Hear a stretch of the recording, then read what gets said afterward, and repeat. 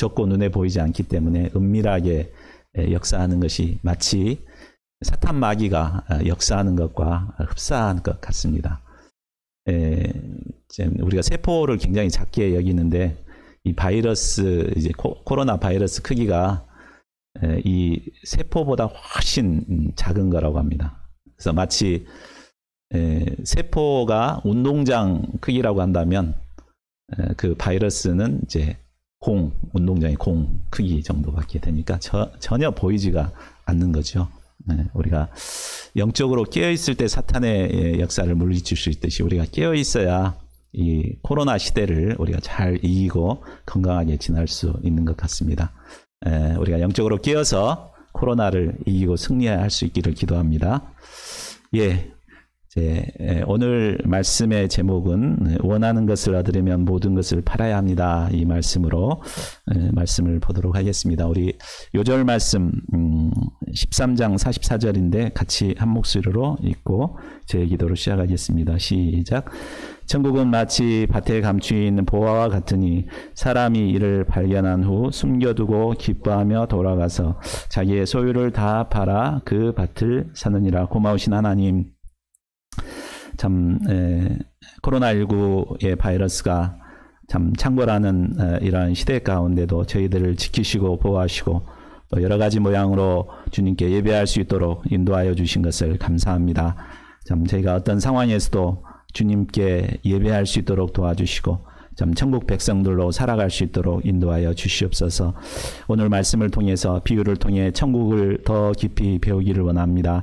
저희가 이 천국이 어떤 곳인가 깊이 이해하게 도와주시고 참 천국 백성들로 이 시대에 어떤 삶을 살아야 할 것인가 참 깊이 배우고 천국 백성들로 살아내는 귀한 종들 되게 인도하시기를 기도합니다. 이 시간 허물지고 연약한 종을 세워주셨사오며 성령께서 종을 붙들어 주시고 천국 복음을 온전히 선포할 수 있도록 인도하여 주시옵소서. 감사하고 모든 말씀을 주 예수 그리스도의 이름으로 기도하였습니다. 아멘. 저는 텔레비전들 뉴스 외에는 잘 보지 않습니다. 근데 요 근래에 TV 드라마를 보는 게 있었습니다. 그것은 여기 혹시 같이 보신 분들이 있으신가요? 출사표라는 아주 재미있는 드라마가 있어서 수목 드라마였는데 에스더 목자님과 같이 이렇게 즐겨 봤던 드라마였습니다. 자, 오늘 말씀의 제목은 이 드라마에서 조맹덕 의원이 자주 했던 말을 제목으로 삼았습니다. 이분이 이제 조맹덕 역할을 이제 하신 분입니다. 이분이 항상 이제 하는 말이 원하는 것을 얻기 위해서는 내가 가진 모든 것을 팔아야 한다. 이렇게 얘기를 합니다. 그러니까 이 말이 이 사람의 삶의 좌표가 됐고 그는 이를 위해서 살았던 사람입니다. 자신이 원하는 것이 있다면 그것을 위해 모든 것을 투자해야 합니다. 이것은 참 맞는 말이죠. 그래야만 우리가 원하는 것을 얻을 수가 있습니다. 그냥 자기는 희생하지 않고 그냥 원하기만 한다고 해서 그걸 얻을 수 있는 것은 결코 아닙니다. 그런데 그보다도 중요하게 생각해야 할 것이 있습니다. 과연 우리가 원하는 그것이 자신의 모든 것을 팔 만큼 과연 가치가 있는 것인가? 이것을 생각해야 합니다. 자, 드라마에서 조맹덕 의원은 이 정치 권력을 얻는 것을 최고로 삼았습니다. 그래서 그것을 얻기 위해서 자신의 모든 것을 이제 희생하죠. 심지어는 자신의 사랑하는 아들까지도 이용해버리는 파렴치한으로 이 드라마에 나옵니다. 그러나 그는 결국 구청장 선거에서 패배하고 초라한 모습으로 아들 앞에서 용서를 구합니다. 반면에 그의 아들인 서공명, 이 성까지 바꿔버렸어요.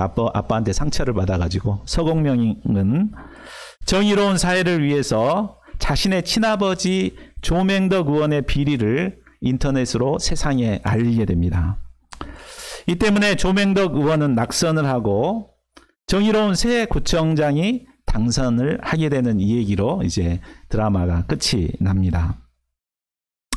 자, 여기서 주는 교훈은 정말 우리가 원하는 것을 얻기 위해서 모든 것을 희생하고 팔아야 되는데 무엇을 위해서 무엇을 위해서 희생해야 되는가, 그것이 중요하다는 거죠.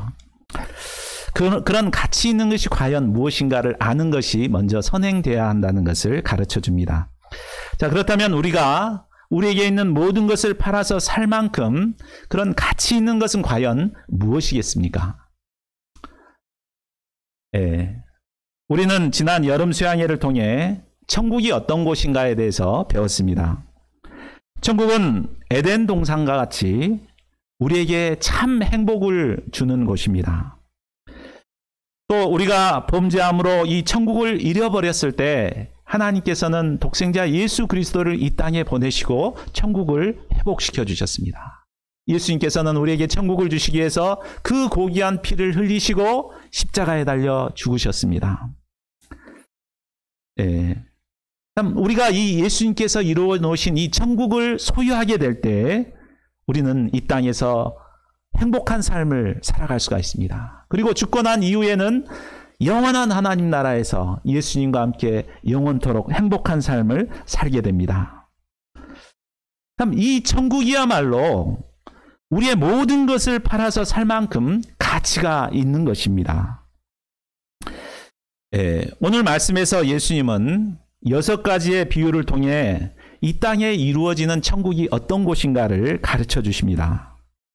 또한 우리가 이 천국을 어떻게 해야 소유할 수 있는가도 가르쳐 주고 계십니다. 본문 말씀을 통해 이를 배우고 저희 모두가 천국을 얻기 위해 자신의 모든 것을 파는 이런 지혜로운 자들이 될 수 있기를 기도합니다. 제1부 가라지가 뿌려진 밭의 비유. 자, 24절을 보십시오. 예수님은 계속해서 천국 비유를 말씀해 주십니다. 천국은 좋은 씨를 제 밭에 뿌린 사람과 같습니다. 여기서 좋은 씨를 뿌렸다는 말은 천국은 본질적으로 선하고 의롭다는 것을 말해줍니다. 좋은 씨가 뿌려지면 반드시 좋은 열매가 맺히게 됩니다. 자, 그런데 25절을 보십시오. 사람들이 자고 있을 때 그 원수가 와서 곡식 가운데 가라지를 덧뿌리고 갔습니다. 여기서 가라지는 밀이삭과 비슷하게 생긴 독보리를 말합니다.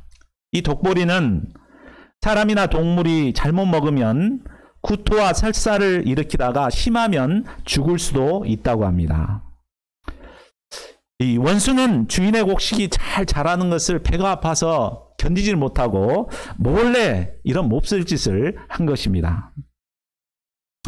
그런데 이 독보리는 밀과 똑같이 생겨서 자라날 때는 구분하기가 힘들다는 것이 문제입니다. 아마 종들은 밀과 섞여 있는 이 독보리가 이제 밀인 줄 알고 아주 정성껏 열심히 키웠을 것입니다. 그런데 싹이 나고 결실할 때쯤 보니까 시커먼 독보리가 자라는 것이었습니다. 깜짝 놀란 종들은 주인에게 와서 말했습니다. 우리 27절을 보십시오. 주여, 밭에 좋은 씨를 뿌리지 아니하였습니까? 그런데 가라지가 어디서 생겼습니까? 이렇게 주인에게 묻자 주인은 원수가 이렇게 하였구나라고 말합니다. 그러니까 이미 주인은 원수가 이렇게 할 것이라는 것을 다 알고 있었음을 알 수 있습니다. 자, 이 천국 비유를 볼 때 이 땅에서 우리가 누리는 천국은 선한 역사만 있는 것이 아니라 이처럼 천국을 시기하고 회방하는 원수의 세력이 있다는 것을 말해줍니다. 우리가 이것을 알고 인정하는 것이 중요합니다. 하나님께서 선한 역사를 계속해서 이루어 가시지만 분명히 이것을 시기하는 원수가 우리가 잠자는 사이에 이 코로나가 막 이렇게 활동하는 것처럼 우리가 모르는 사이에 가라지의 역사를 이루고 있는 것입니다. 이것을 우리가 알 때 긴장의 끈을 놓치지 않고 영적으로 끼어서 분별하고 물리칠 수 있습니다. 원수의 소행임을 알게 된 종들은 당장의 가라지를 뽑아버리자고 제안을 합니다. 그러나 주인은 무엇이라고 대답합니까? 자, 29절을 보십시오. 가만두라. 가라지를 뽑다가 곡식까지 뽑을까 염려하노라. 이 가라지는 곡식보다 뿌리가 더 강하고 또 그 뿌리가 곡식의 뿌리와 이렇게 얽혀져 있기 때문에 가라지를 뽑게 되면 그 가라지만 뽑히는 게 아니라 옆에 있던 알곡까지 같이 뽑히게 됩니다.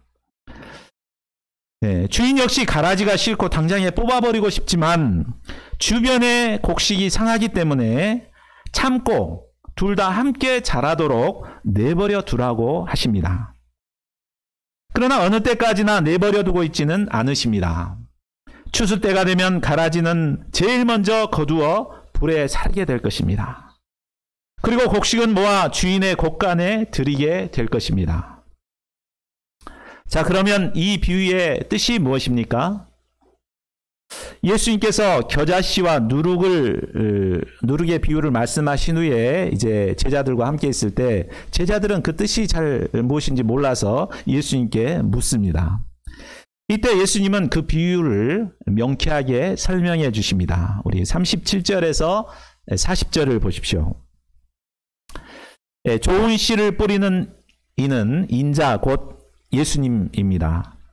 그리고 밭은 세상이요, 좋은 씨는 천국의 아들들입니다. 예수님의 복음을 영접하고 예수님을 따르는 천국의 아들들입니다. 이처럼 예수님께서는 이 세상에 하나님의 아들들을 심는 선한 역사를 이루어 가십니다.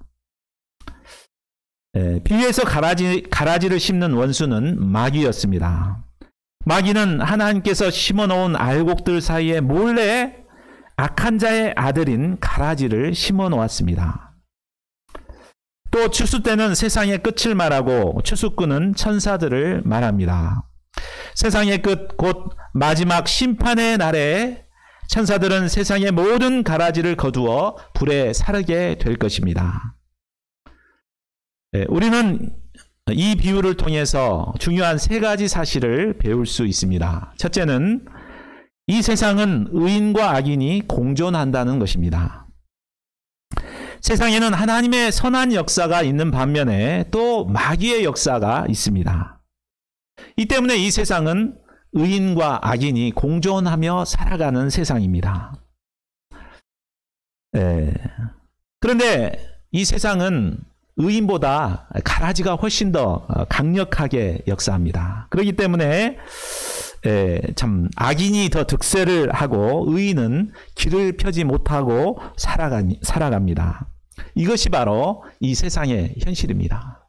그러니까 세상이 왜 이럴까 막 우리가 불만 가질 필요 없어요. 이게 자연스러운 겁니다.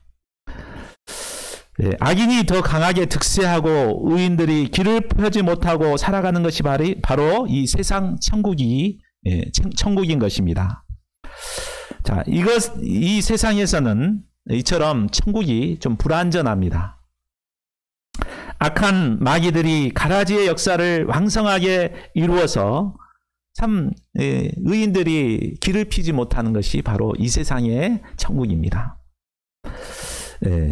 참 그러나 우리가 분명히 알아야 될 것은 세상에 끝날이 있고 심판이 있고 이제 이런 어려움이 없는 영원한 안전한 천국이 우리 앞에 있다는 것입니다. 우리가 이것을 분명히 이런 역사관을 분명히 깨닫고 알 때 우리가 현재의 어려움들을 잘 이겨낼 수 있습니다. 자, 둘째로 하나님께서 악인을 당장에 심판하지 않는 것은 바로 알곡들을 보호하기 위함인 것을 알 수 있습니다. 우리 마음에서는 하나님이 살아계신다면 당장 좀 악한 저 사람들 좀 없애주십시오. 이런 마음이 간절하죠. 그런데 하나님께서 관심을 갖고 있는 것은 악한 자들이 아닙니다. 그 안에 섞여 있는 정말 알곡들, 그들이 다칠까 싶어서 심판하지 않는 것입니다. 우리가 생각할 때는 저 사람은 틀림없이 가라지다 이렇게 생각하지만 그 사람이 알곡일 수가 있습니다. 대표적인 사람이 누굽니까? 사도 바울입니다. 사도 바울은 다메섹 도상에서 예수님을 만나기 전까지는 가라지였습니다. 그 사람은 의인 스데반을 돌로 쳐 죽이는데 앞장을 섰던 사람입니다. 그리고 크리스찬들을 잡아오게 가두기 위해서 막 다메섹까지 원정을 가서 피도 눈물도 없이 악랄하게 신자들을 핍박했던 자입니다. 이것을 보면 그 사람이 분명히 가라질 것이라고 모두가 생각을 했죠. 그러나 우리가 성경을 읽어보면 어쨌습니까? 사도행전을 보면 다메섹 도상에서 예수님을 만난 그가 완전히 변화돼서 정말 알곡 중에 알곡의 역할을 하는 것을 볼 수가 있습니다. 참, 이처럼 우리는 쉽게 함부로 알곡 가라지를 판단할 수가 없습니다. 우리 주변에 보면 참 가라지 같은 사람들 참 많습니다. 캠퍼스에 가보면은 전부가 가라지 같습니다. 그렇죠? 그러나 이 가라지 속에는 우리가 모르지만 분명히 알곡이 있습니다. 참 전혀 지금은 볼 때는 소망이 없어 보이지만 분명히 그 사람들 중에는 하나님이 택하셔서 변화시켜서 알곡으로 쓰실 자들이 있습니다. 그러니까 우리가 이런 믿음이 있기 때문에 소망 없어 보이는 사람을 끝까지 품고 인내하며 섬길 수 있는 것이죠. 우리가 이렇게 섬길 때 지금 막 천방지축제로 막 다니는 우리 장우진 형제님도 몇 년 뒤에 막 목자가 돼가지고 양을 치고 막 이런 역사들이 일어날 수 있습니다. 우리가 이런 기대와 소망을 가지고 인내하고 참고 섬겨야 됩니다. 셋째로 이 세상의 끝에는 반드시 하나님의 준엄한 심판이 있다는 것입니다. 사람들은 당장에 하나님의 심판이 없다고 영원토록 심판이 없을 것이라고 생각합니다. 그래서 담대히 죄를 짓습니다. 그러나 하나님께서는 언제나 참고만 계시는 분이 아닙니다. 40절에서 42절을 보십시오. 세상 끝날이 되면 하나님께서는 천사를 보내 알곡과 가라지를 구분하십니다. 그리고 세상의 모든 가라지들을 모아 불뭇불에 던져 넣는 심판을 하실 것입니다. 마가복음 9장 48절을 보면 그곳에는 그 지옥에 들어갈 지옥은 어떤 곳이라고 말했습니까? 구더기도 죽지 않습니다. 그리고 불도 영원히 꺼지지 않는 곳입니다. 이곳에서 영원토록 고통을 당하는 그런 지옥 형벌을 받게 될 것입니다. 그러나 악인들이 이런 이제 고통 가운데 심판을 받지만 의인들은 어떻게 됩니까? 자, 43절을 우리 같이 읽어보겠습니다. 자, 시작. 그때 의인들은 자기 아버지 나라에서 해와 같이 빛나리라. 귀 있는 자는 들으라. 세상 끝날 세상의 모든 악인들은 영원히 꺼지지 않는 심판을 받게 되지만 의인들은 자기 아버지의 나라에서 해와 같이 빛나게 됩니다. 여기서 해와 같이 빛나게 된다는 것은 우리 부활하신 예수님처럼 영광스러운 모습을 덧입게 된다는 말입니다. 그래서 예수님과 함께 영원토록 왕노릇하는 삶을 살아가게 됩니다. 이 얼마나 놀라운 소망입니까? 이것이야말로 모든 신자들이 바라는 궁극적인 소망입니다. 이 아버지의 나라는 해됨도 상함도 없는 완전한 천국입니다. 우리 모두가 반드시 가야만 할 진정한 소망의 나라입니다.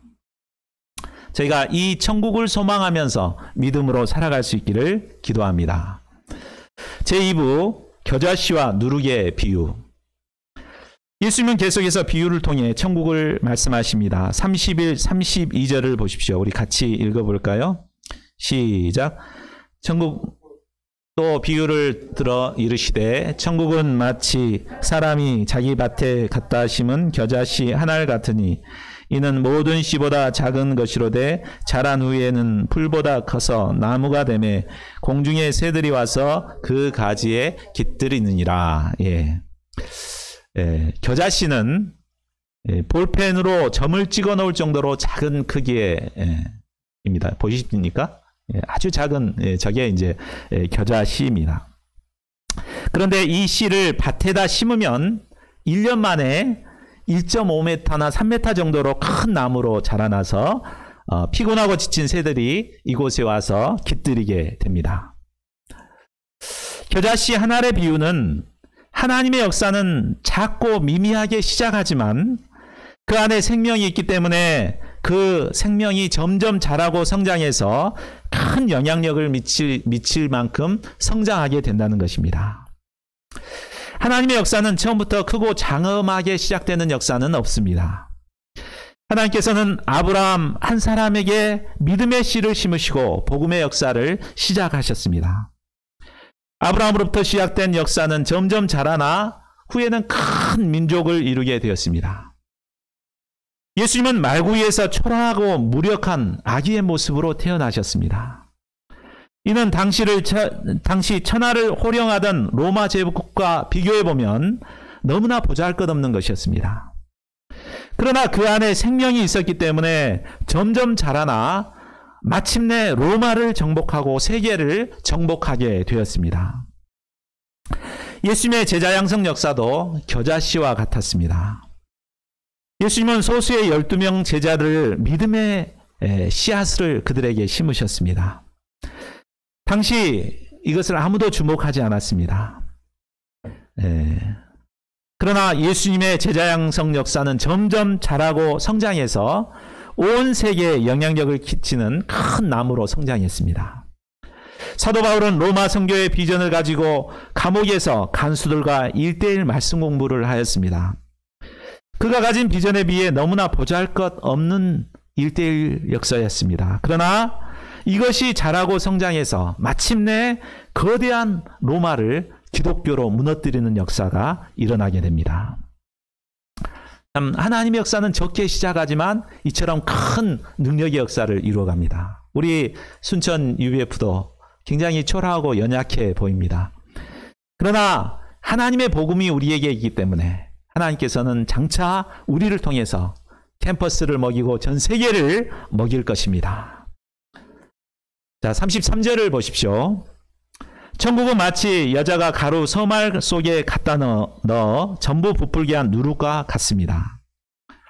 겨자씨의 비유가 외적인 역사라고 말한다면 여기서 누룩의 비유는 보이지 않는 가운데 이루어지는 내적인 영향력이라고 말합니다. 여기 영향력을 말해줍니다. 누룩은 재료의 2%만 넣어도 그 전체를 4배로 부풀게 하는 능력이 있습니다. 누룩은 보이지 않는 가운데 내면 세계의 침투에 들어가 영향력을 끼칩니다. 이와 같이 내면의 천국을 소유한 자들은 주변 사람들에게 좋은 영향력을 끼치게 됩니다. 요즘은 너무나 악영향을 끼치는 크리스찬들이 많아서 크리스찬들이 너무나 욕을 얻어먹고 있습니다. 그렇죠? 그러나 그 사람이 천국을 소유한 참 신자라면은 악영향을 끼칠 수가 없습니다. 좋은 영향력을 끼치고 사람들은 그 사람을 보고 야, 저 사람 보니까 나도 예수님 믿고 싶다. 이런 도전을 받게 하는 것입니다. 올해 저희 교회 기도 제목, 두 번째 기도 제목이 뭡니까? 그러죠. 우리가 섬기러 오신 예수님을 잘 본받아서 우리가 있는 곳에서 영향력 있는 삶을 살아서 그리스도의 향기를 드러내는 것이 바로 우리 두 번째 기도 제목이죠. 우리가 이렇게 천국을 소유하고 이렇게 있는 곳에서 영향력을 드러내게 될 때 많은 사람들이 야, 예수님 믿는 사람 참 뭔가 다르구나. 나도 저 사람처럼 예수님 믿고 싶다. 이런 마음을 갖게 되고 주님께로 오게 될 것입니다. 저희 모두가 이런 영향력 있는 천국 백성들이 될 수 있기를 기도합니다. 제3부 감추인 보화와 진주의 비유입니다. 다음으로 밭에 감추인 보화의 비유입니다. 자, 44절을 우리 같이 읽어보겠습니다. 시작. 천국은 마치 밭에 감추인 보화와 같으니 사람이 이를 발견한 후 숨겨두고 기뻐하며 돌아가서 자기의 소유를 다 팔아 그 밭을 사느니라. 고대에는 오늘날 같은 은행이 없었기 때문에 재물이 모이면 그것을 자기만 아는 곳에 이렇게 감추어 두었습니다. 그래서 근데 이제 그 사람이 자기만 아는 곳에 감춰뒀다가 객지에 가서 갑자기 죽음을 당하거나 이렇게 되면은 그것은 이제 숨겨진 보물이 되는 것입니다. 예수님 당시에는 이런 일들이 참 많았습니다. 자, 그 밭에 보물이 숨겨졌다는 사실을 전혀 모르는 한 소작농이 밭에 이제 씨를 심기 위해서 열심히 밭을 갈고 있었습니다. 그런데 갑자기 덜컹 하면서 쟁기에 뭔가가 걸렸습니다. 그것을 파보았더니 그 속에 보물을 가득 담은 괴가 있었습니다. 열어봤더니 그냥 진주 목걸이, 물방울 다이아, 황금 보석들이 막 휘황찬란하게 빛을 내고 있었습니다.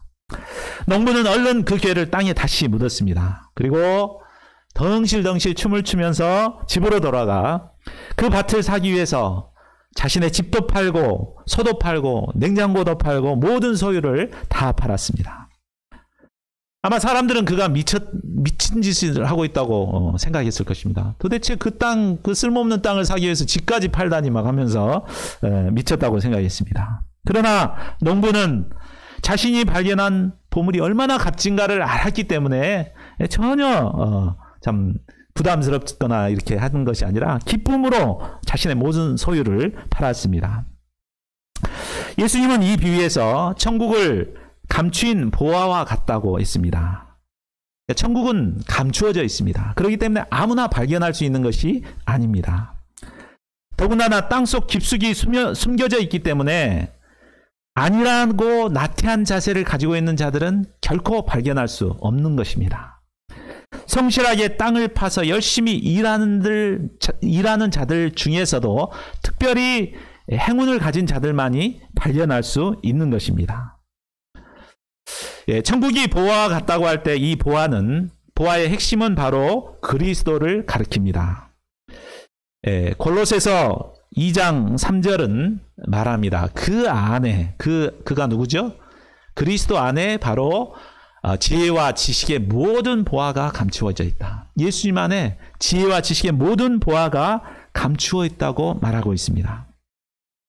그리스도는 세상의 어떤 보화와도 비교할 수 없는 가장 고귀한 보화입니다. 45, 46절을 보십시오. 천국은 마치 좋은 진주를 구하는 장사와 같습니다.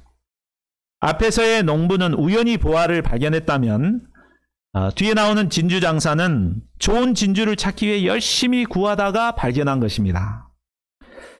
그는 세상에서 가장 순도가 높은 값진 진주를 찾기 위해 많은 노력을 했습니다.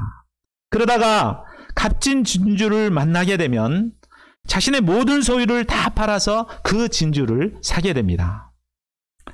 자, 이 두 비유에서 천국은 세상의 어떤 것과도 비교할 수 없는 최고의 가치를 가진 것임을 배울 수 있습니다. 사람들은 세상에 살고 있기 때문에 세상의 보화가 귀하다고 생각합니다. 강남의 똘똘한 부동산 하나가 최고의 가치가 있다고 생각을 합니다. 그러나 아무리 많은 세상 보화를 얻었다고 해도 그것이 우리의 내면에 참 만족과 행복을 줄 수는 없습니다. 세상 보화는 결국 썩고 쇠할 뿐입니다. 그러나 천국 보화는 영원합니다. 영혼의 참 만족과 구원의 은혜를 줍니다. 우리가 세상의 모든 것을 얻었다 할지라도 천국을 잃게 되면 모든 것을 잃게 됩니다. 그러나 세상의 모든 것을 잃었다 할지라도 천국을 소유하게 되면 모든 것을 얻게 됩니다. 그 가치를 아는 사람은 천국을 얻기 위해서 모든 것을 희생해서 헌신합니다. 자신의 젊음과 지식과 물질, 재능과 꿈, 모든 것을 아낌없이 투자합니다. 사도 바울은 다메섹에서 이 예수님을 만난 후에 천국을 얻기 위해 이전에 자신이 귀하게 여겼던 모든 것들을 배설물로 여겼다고 했습니다. 우리 UF를 만드셨던 이제 사라베리 선교사님은 이 천국을 얻기 위해서 미시시피 공주로서의 그 부요한 삶과 또 정말 그 결혼의 달콤한 꿈을 다 버리고 후진국 우리 한국 캠퍼스 백성들, 우리 학생들을 섬겼습니다. 이처럼 천국을 발견한 사람은 자신의 고귀한 모든 것을 팔아서 섬기게 됩니다. 오늘날도 수많은 젊은이들이 천국을 소유하기 위해 기쁨으로 시간과 물질을 들이고 열정을 들여서 헌신하고 있습니다. 이번 여름 수양의 MVP를 받은 우리 김태희 형제님은 처음에 개인 일정 때문에 수양회를 가야 되냐 말아야 되냐 결정을 못하고 있었습니다. 그래서 제가 이제 수양회 저녁 찬양과 기도의 밤을 좀 섬겨줬으면 좋겠다. 그래서 그러면 그렇게 하죠. 이제 선뜻 대답은 해놓고 막상 참석하려고 보니까 시간이 없고 할 일은 많고 그래서 1박 2일 정도만 참여해야 되겠다. 이런 생각을 하고 준비를 했는데 준비를 하다 보니까 자신의 준비한 게 너무나 부족한 것을 느낀 거예요. 그래서 이래서는 안 되겠다 싶어가지고 자기가 해야 될 이런 공부해야 될 시간들을 이렇게 희생하면서 열심히 준비를 했습니다. 그리고 또 그것도 안 되겠으니까는 이제 후배들을 좀 초청을 해야 되겠다 그래가지고 그들을 꼬시기 위해서 막 애를 쓰고 이렇게 해서 이렇게 초청하는 역사를 이뤘습니다. 이런 희생이 있었기 때문에 우리가 여름 수행의 풍성한 천국 잔치가 이루어질 수가 있었던 것입니다. 이처럼 하나님께서는 천국을 얻기 위해서 자신을 희생하고 헌신하는 자들을 기뻐하시고 그들에게 천국을 주시는 분이십니다. 제4부 물고기를 모는 그물의 비유입니다. 자, 47절에서 50절을 보십시오. 예수님의 마지막 천국 비유는 바다에 쳐서 각종 물고기를 모는 그물의 비유입니다. 그물에 가득하게 물고기들이 잡히면 어부들은 그물을 물가로 끌어내고 좋은 것은 그물에 담고 못된 것은 바로 내버립니다. 이처럼 세상 끝에도 천사들이 와서 의인 중에서 악인을 갈라내어 풀무불에 던져 넣는 심판을 하게 됩니다. 여기서 각종 물고기를 모는 그물은 바로 이 교회를 의미합니다. 사람들은 교회만 가면, 교회 안에만 있으면 모두가 구원을 받을 거라고 기대합니다. 그러나 그렇지 않습니다. 교회 안이라고 해서 의인만 있는 게 아닙니다. 교회 안에도 분명히 악인이 존재합니다. 이런 악인들 때문에 세상 사람들이 교회를 비난하고 비판하는 것 아니겠습니까? 최후 심판 날이 오면 천사들이 의인 중에서 이런 악인들을 갈라내어 풀무불에 던져 넣을 것입니다. 믿음으로 살지 않고 자기 마음대로 살았던 거짓 신자들은 그곳에서 슬피 울며 이를 갈게 될 것입니다. 자, 51절을 보십시오. 예수님은 이 모든 비유를 말씀하신 후에 제자들에게 이 모든 것을 깨달았느냐 물으셨습니다.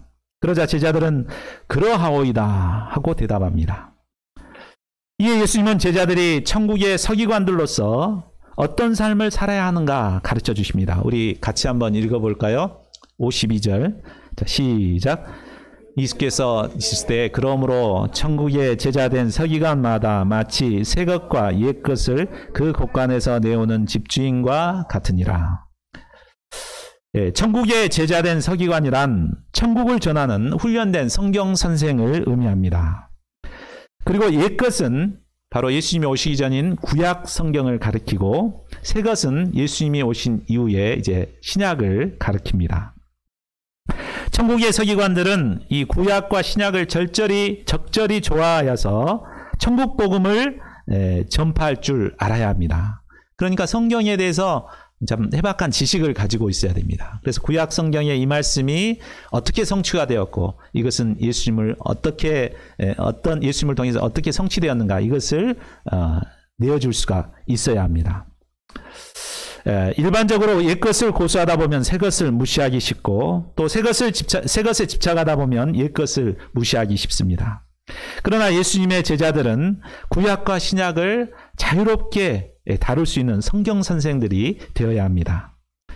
자, 결론을 맺겠습니다.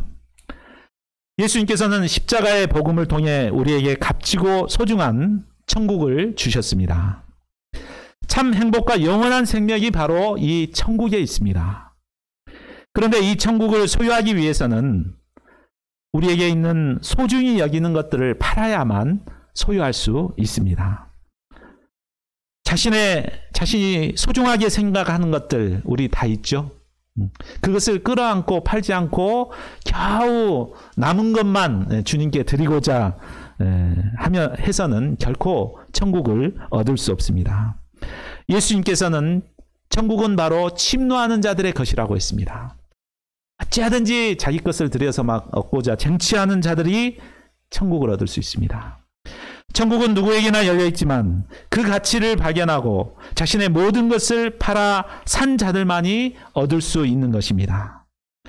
여러분은 과연 무엇을 가장 가치 있게 여기고 있습니까? 저희 모두가 천국을 얻기 위해 자신의 소유를 팔아서 사는 지혜로운 자들이 될 수 있기를 간절히 기도합니다. 우리 요절 말씀 읽고 우리 함께 기도하는 시간 갖겠습니다. 44절입니다. 시작. 천국은 마치 밭에 감추인 보화와 같으니 사람이 이를 발견한 후 숨겨두고 기뻐하며 돌아가서 자기의 소유를 다 팔아 그 밭을 사느니라. 우리가 소중하게 여겼던 것을 끌어안았던 것을 이 시간 회개하고 천국을 얻기 위해서 정말 희생하기를 결단하는 시간이 되었으면 좋겠습니다. 이 시간